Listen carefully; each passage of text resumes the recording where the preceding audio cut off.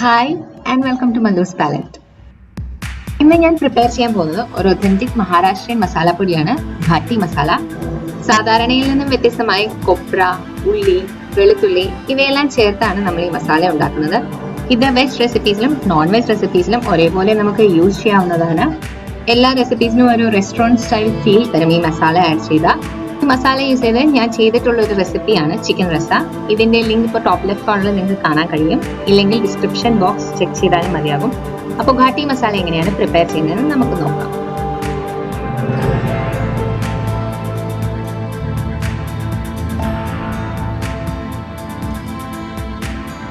Medium ഫ്ലെയിമിൽ ഒരു pan ചൂടാക്കി അതിലേക്ക് 1 ടീസ്പൂൺ വെജിറ്റബിൾ ഓയിൽ ആഡ് ചെയ്യുക. 50 ഗ്രാം കുരുമുളക്, 50 ഗ്രാം മല്ലി, 25 ഗ്രാം ഏലക്ക, 3 ജാതിപത്രി,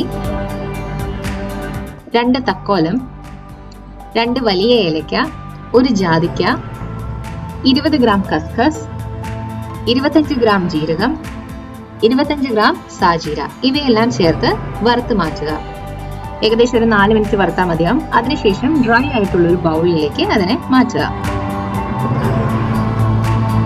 പാനിൽ വീണ്ടും 1 ടീസ്പൂൺ വെജിറ്റബിൾ ഓയിൽ ആഡ് ചെയ്ത് അതിലേക്ക് 25 ഗ്രാം ഗ്രാമ്പൂ, 25 ഗ്രാം പട്ട, അരമുറി കൊപ്ര ചീകിയത് ഇവ കൂടി ചേർത്ത് വറുത്ത് മാറ്റുക.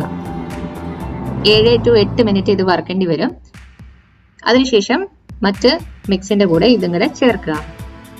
വീണ്ടും ഓയിൽ ഒഴിച്ച് 200 ഗ്രാം ചുവന്ന മുളക് വറുത്തെടുക്കുക. നല്ല എരിവ് വേണ്ടവർക്ക് ചുവന്ന മുളക് അല്ലെങ്കിൽ ബേഡഗി മുളകായാലും യൂസ് ചെയ്താൽ മതിയാകും. ഇവ കൂടി അതിന്റെ കൂടെ ആഡ് ചെയ്യുക. ഇതേ പാനിലേക്ക് 2 ടീസ്പൂണോളം എണ്ണ ഒഴിച്ച് 3 മീഡിയം സൈസ് ഉള്ളി ചെറുതായി അരിഞ്ഞത് നന്നായി വറുത്തെടുക്കുക. ഉള്ളി ഒരു ഗോൾഡൻ ബ്രൗൺ ആകുന്നത് വരെ വറുത്തെടുക്കേണ്ടതാണ്. ഇതിലേക്ക് 20 അല്ലിയോളം വെളുത്തുള്ളി കൂടി ചേർത്ത് വറുത്ത് മാറ്റുക.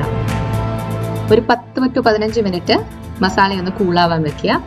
അതിനുശേഷം ഗ്രൈൻഡറിലൊന്ന് നന്നായിട്ട് പൊടിച്ചെടുക്കുക.